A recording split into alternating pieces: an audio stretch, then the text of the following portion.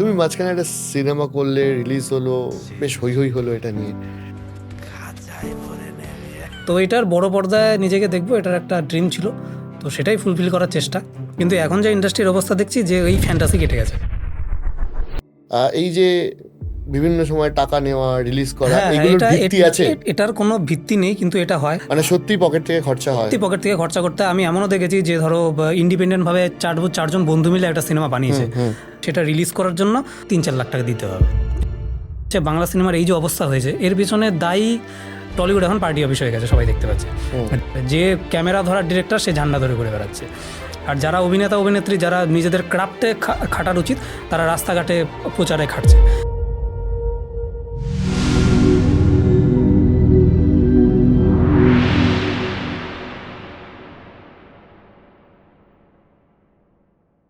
ইউটিউবটা তোমার কবে থেকে শুরু করলে?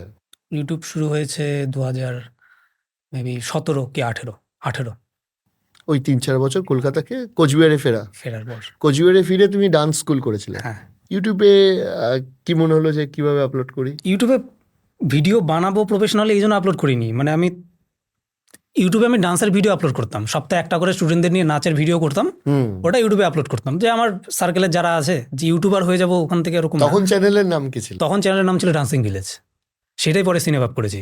ও আচ্ছা, ওই চ্যানেলটাই ওই চলছে। চ্যানেলটাই, হ্যাঁ। আচ্ছা, নাচের ভিডিও দিতাম, মাঝখানে বলতাম কমেডিও, পরে মাঝখানে কমেডিও দিই। তারপরে কমেডি ভিডিওগুলো লোকে এত ভালোবাসতে আরম্ভ করলো, কারণ আমার একটা কমেডির বেস ছিল। মানে হ্যাঁ, যেটা এক্সপিরিয়েন্স তুমি কাজ experience করে ছিল। এসছো, আর তাছাড়া গ্রুম হয়ে এসছো। যদিও ওই শোয়ের সৌরভ পালোধি, ও আমার এখানে এসছে, এর আগে আরো কথা হয়েছে গ্রুমার পডকাস্টে। ছিল, কৃষ্ণেন্দু, অর্ণব দা। এবার দেন তোমার এই সিনেমাটা ওই 2017 থেকে, 17-18। 17-18 থেকে, তারপর তো তোমার পপুলারিটি আরো বাড়তে থেকেছে। বাকি সব তার ইচ্ছা। আমি শুধু আমার নিজের ভালো লাগার জায়গাগুলোতে টাচ করে গেছি, বাকি যা দেওয়ার ইউনিভার্স দিয়েছে। ডেফিনেটলি। আমি তোমাকে আরেকটা জিনিস জিজ্ঞেস করবো, সেটা হচ্ছে যে আমি একটা ভ্লগ দেখেছিলাম যে বিয়ের ভ্লগ করে বিয়ের টাকা তুললাম। বিয়ের টাকাটা কি উঠেছিল পুরোটা? থাম্বনেল ক্লিকবেটের জন্য ওটা পপুলার হয়েছিল খুব, ওটা। কারণ বিয়ের আগে আমার রিলেশন কিছু আমি রিভিল করিনি, এই জিনিসগুলো আমি প্রাইভেটই রাখতাম। তো ডিরেক্ট বিয়ের ভিডিও দিয়ে আমি রিভিল করেছি আমার জীবনসঙ্গী, সব ওটা দিয়েই। না, বেসিক্যালি।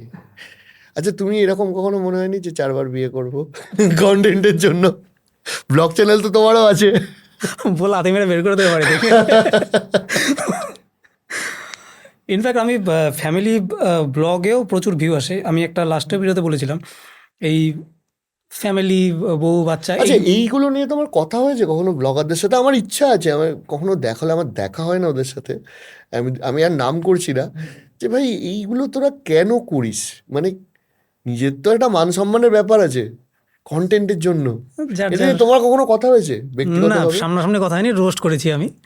আচ্ছা। সামনাসামনি দেখা হলে আমি বলবো যে রোস্টটাকে একটু সিরিয়াসলি নিও। এন্টারটেনমেন্ট ও, হিসেবে। এটা নিয়ে রোস্ট হয়েছে তোমার? হ্যাঁ হ্যাঁ হ্যাঁ, করেছি। আমি তোমার প্রথম যে রোস্টিং ভিডিওটা দেখেছিলাম, ওটা এখন আর বলছি না। ওটা মেবি আমার প্রাইভেটে করে দেওয়া হচ্ছে। তো আমি এটা জিজ্ঞেস করছি যে এরকম কতগুলো ভিডিও আছে যেটা আপলোড করার পর তুমি আবার প্রাইভেট করেছো এখন? আছে বেশ কিছু। মানে শুরুর দিকে মানে স্বাভাবিক, ধীরে ধীরে লোকে ম্যাচিওর হয়, তখন বুঝতাম না যে এই অবধি বাউন্ডারি টানা উচিত, এরপরে নয়। এখন মনে হচ্ছে না, এটা কি বলে দিয়েছি, এগুলো উচিত নয়। সেগুলো প্রাইভেট করেছি, এখন কিছুটা লিমিটেশনের মধ্যেই ক্রিয়েটিভিটি দেখাই। হ্যাঁ, সেটা স্বাভাবিক, কারণ এখন মানে যত ভিউয়ার্স বাড়ছে, দায়িত্ব বাড়ছে। ফলোয়ার হয়ে যাওয়ার পর একটা রেসপন্সিবিলিটি আসে। তবে হ্যাঁ, আমার ওই রোস্টিংয়েরও একটা বিরাট অডিয়েন্স রয়েছে। আমি এক ভালো মিউজিক ভিডিও আপলোড করলো, তার নিচে কমেন্ট আসে, রোস্টিংটা ছিল না, কবে রোস্টিংটা আসবে? দিও, রোস্টিং দিও, নেক্সট রোস্টিং কবে আসছে। তো আমিও এনজয় করি, আমিও রোস্টিং ভিডিও বানিয়ে মজা পাই। তুমি মাঝখানে একটা সিনেমা করলে, রিলিজ হলো, বেশ হই হই হলো এটা নিয়ে। এবার তোমার এই সিনেমার এক্সপিরিয়েন্সটা একটু জানবো। সিনেমার এক্সপিরিয়েন্সটা, আমি কি বলতো, ওই জীবনে একটা বাড়ি হবে, একটা গাড়ি হবে, এটা আমি প্রথম ইন্টারভিউ থেকে বলে আসছি। তার থেকে আমার বেশি স্বপ্ন ছিল হচ্ছে একটা সিনেমা। সিনেমা হবে। আর যেহেতু ছোট থেকে আমি মিডিয়া লাইনের প্রতি আমার বিভৎস অ্যাট্রাকশন, এন্টারটেনমেন্ট জগতের প্রতি, তো এটার বড় পর্দায় নিজেকে দেখবো, এটার একটা ড্রিম ছিল, তো সেটাই ফুলফিল করার চেষ্টা। কিন্তু এখন যে ইন্ডাস্ট্রির অবস্থা দেখছি, যে ওই ফ্যান্টাসি কেটে গেছে। হুম। সত্যি এখানকার ওই সুইটেবল কি পরিবেশন। কি স্ট্রাগল করতে হয়েছিল? আমি যদি মানে আমি খুব তোমার সাথে খুব একটা খুব সিরিয়াস পডকাস্ট করতে চাইছি না, না, struggle- হেসে হেসে কাটছে, কিন্তু তাও স্টিল মানে আমার জিজ্ঞেস করতে ইচ্ছা করছে, বিকজ একটা সিনেমার, ধরো মানে আমরা জানি যারা রেগুলার কথা হয়, বা আমরা কিছুটাই এইগুলোর সাথে যুক্ত, একটা প্রোডাকশন চালানো, প্রোডাকশন হাউস থেকে খরচা দিয়ে সিনেমা বানানো, সেটাকে হল অবধি নিয়ে যাওয়া, এর মধ্যে তো একদমই পরিষ্কার রাস্তা নয়। এবং অনেক আনঅফিসিয়াল ব্যাপার আছে যেটা হয়তো এখন ক্যামেরার সামনে তুমিও বলতে পারবে না, কিন্তু স্টিল যতটা বলা যায় কতগুলো সমস্যার দেখো, সম্মুখীন প্রথম কথা হতে হচ্ছে হচ্ছে। আমি যেখানে থাকি, মানে কোচবিহার, নর্থ বেঙ্গলের একদম ছোট একটা জায়গা। ছোট বলবো না, এখন যথেষ্ট আমাদের জন্য কোচবিহার এখন অনেক নাম ডাক হয়েছে, যাই হোক আরও হবে। আর আমার ফিল্মি ব্যাকগ্রাউন্ড কিচ্ছু নেই, আমার বাবা চাকরি করে, ফ্যামিলির সব। সেইখান থেকে এসে এই লাইনে ঢোকাটাই একটা বিরাট স্ট্রাগল। আর তারপরে একটা প্রজেক্ট শুরু করা, সেটাকে কমপ্লিট করা, তারপরে সেটাকে হল অবধি পৌঁছে নিয়ে যাওয়া।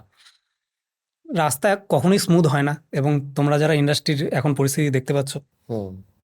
কিছু কিছু জিনিসপত্র উঠে আসছে সামনে। তো হ্যাঁ, কিছু তো কাঠখড় পোড়াতেই হয়েছে। তবে এটা বলবো যে মন থেকে যদি কিছু চাও, সেটার পিছনে যদি লেগে থাকো, আমি বলছি তাহলে এটা বিভিন্ন অভিযোগ উঠছে, আমি কোনো স্পেসিফিক ব্যক্তি বা এগুলোতে যাচ্ছি না, যারা দেখছেন তারা বুঝে যাবেন। এই যে বিভিন্ন সময় টাকা নেওয়া, রিলিজ করা, হ্যাঁ, এগুলোর এটা ভিত্তি আছে? এটার কোনো ভিত্তি নেই, কিন্তু এটা হয়। এটা বাংলা ইন্ডাস্ট্রিরই একমাত্র রুল, পৃথিবীর কোনো ইন্ডাস্ট্রিতে এই রুল নেই।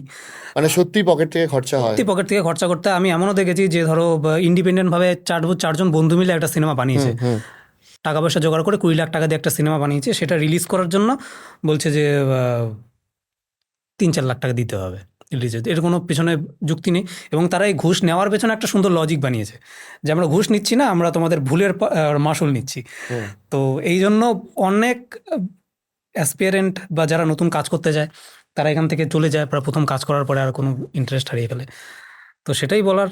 আর এগুলোর কোনো কারণ বক্তা সবুত কন্টেন্ট নেই বলে, বানিয়ে মানে সিনেমা বানিয়ে সেই খরচাটা তোলাটা একটা না না, এটা খুব এটা চ্যালেঞ্জিং। যারা বলে যে সিনেমা বানিয়ে, বাংলা সিনেমার এখন যা পরিস্থিতি, আমি যতটুকু দেখেছি কাছ থেকে, যারা বলে বাংলা সিনেমা বানিয়ে খরচা উঠে আসে বা বাংলা সিনেমা একটা প্রফিটেবল বিজনেস, তারা মিথ্যে কথা বলছে। এবং যারা বলে যে আমার সিনেমা 150 দিন 200 দিন চলছে, এইটা প্রত্যেকের বাড়ির পাশে সিনেমা হল আছে, তোমার বাড়ির পাশেও আছে, আমার বাড়ির পাশে আছে, গ্রাম বাংলার প্রত্যেকটা দর্শকের বাড়ির পাশে হল আছে।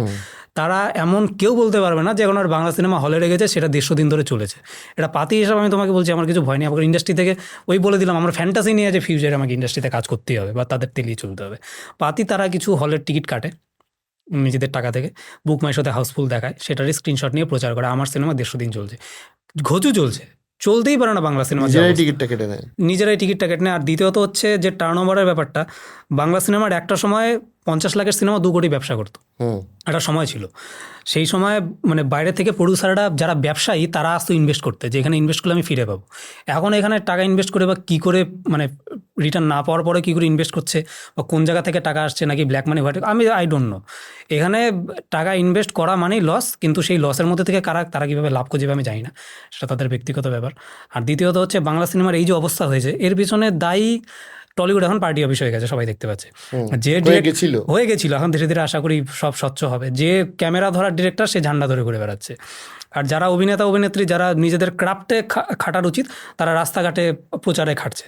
মানে তুমি বলো, আমি সকালবেলা ঘুম থেকে উঠলাম, দাঁত ব্রাশ করার জন্য জানলাটা খুললাম, নিচে দিয়ে দেখছি যেই বাংলার অভিনেতা বা অভিনেত্রীকে আমি হলে 200 টাকা দিয়ে টিকিট কেটে গিয়ে সেলিব্রেট করি, সে হাত জোর করে বলছে ভোট দিন, ভিক্ষে চাইছে। ওই ভিখারিকে সেলিব্রেট করার জন্য কেন আমি যাবো হলে 200 টাকা টিকিট কেটে? দরজা খুললে আমি দেখতে পাচ্ছি সকালবেলা ভোট দিও, এই করে দেবো, এই করে দেবো। টলিউড পার্টি অফিস হয়ে গিয়ে পুরো অরাটাকে শেষ করে দিয়েছে। আর যারা মানে নিজের ক্রাফটে কাজ করার কথা, তারা এই পার্টি অফিসে কাজ করে করে নিজেদের মানে কি বলবো, শৈল্পিক গুণগত মানটাকেই নষ্ট করে ফেলেছে। এবং এটা পরিবর্তন আশা করি হবে, এবং হওয়াটা উচিত। ডেফিনেটলি। ডেফিনেটলি নাহলে দেখো, কন্টেন্ট ক্রিয়েশনে তখনই ইনভেস্টমেন্ট আসবে যখন যে ইনভেস্টার, সে যে কোনো ক্ষেত্রেই হোক না কেন, সে তখনই ইনভেস্ট করবে যে দেখবে যে আমার যে ইনভেস্টটা রয়েছে তার আরওআইটা কত। একদমই তাই, পরিষ্কার কথা। সো সেটা যদি আমি না পাই, আমি যদি আমার ইনভেস্টের এগেনস্টে কোনো রিটার্ন না পাই, তাহলে আমার লাভ কী আছে? আমি 2 কোটি টাকা লাগালাম। এবং আরেকটা বড় সমস্যা হচ্ছে যে মোটামুটি অ্যাক্টাররা, যারা নতুন নতুন প্রডিউসার আছে, অ্যাক্টারদের কথা আমি বলছি না, শুধু অ্যাক্টার না, আরও ডিরেক্টর, ব্লা ব্লা ব্লা, যারা একটু টলিউডের একটু পাকাপোক্ত আছে, তারা এমনভাবে বোঝায় যে এই 2 কোটিটা ইনভেস্ট করে 3 কোটি চলে আসবে। তারপর যখন সে ইনভেস্ট করে পুরো টাকাটা ডোবে, সেই মানুষটা দ্বিতীয়বার টাকা ঢালতে ভয় পায়। অবশ্যই এখানে এই জন্য তোমার টলিউড থেকে বড় বড় প্রোডাকশন হাউস যারা আগে কাজ করতো, তারা উঠে গেছে। এইখানকারই কিছু লোক যারা আছে, যারা এখানকারই, তারাই টুকটাক কাজ করছে, ফান্ডিং। সেটা সংখ্যায় অনেক কমে গেছে, অনেক কমে গেছে। ওই জন্য অ্যাক্টর মৃন্ময় না ইউটিউবার মৃন্ময়? আর্টিস্ট মৃন্ময়। মানে অ্যাক্টিংটা আমার প্যাশন বলতে পারো, আর আমি খুব ভালো অভিনেতা বলবো না, অভিনয় করার শখ রাখি, ব্যাস এতটুকুই এনাফ। হুম। আর দ্বিতীয়ত হচ্ছে ইউটিউবটা আমাকে যা দিয়েছে এর কাছে আমি কৃতজ্ঞ, চিরকৃতজ্ঞ। আমার এই সিনেমাটা ইউটিউব জন্যই হয়েছে। ইউটিউবের থেকে যদি আমি পপুলারিটি বা প্রপার নিজের কি বলবো আর্থিক জায়গাটা স্টেবল না করতে পারতাম, আমি ওই বড় জাম্পের কথা ভাবতাম। আচ্ছা, ফর দ্য জেন জি আমি জিজ্ঞাসা করি তোমাকে, এখন তো মোটামুটি কন্টেন্টগুলো 3টে প্ল্যাটফর্মে ভাগ ভাগ করে ছাড়তে হয়, ইউটিউব, ইনস্টাগ্রাম, ফেসবুক, ঠিক আছে? আহ, তোমার কোন প্ল্যাটফর্মটা এখন প্রিয়? আমার প্ল্যাটফর্ম আগাগোড়ে ইউটিউব প্রিয় ছিল, ভিউজ অনেক কমে গেছে, তাই বলে বলবো না যে ইউটিউবটা প্রিয় নয়। কারণ একটা জিনিস, তোমার ব্র্যান্ড ভ্যালু বাড়াতে হলে তোমাকে লং কন্টেন্ট করতেই হবে। হুম 30 সেকেন্ড 1 মিনিটের কন্টেন্ট তোমাকে as a brand Arijit Chakraborty করতে পারবে না, অ্যাজ এ সিনেমা করতে পারবে না।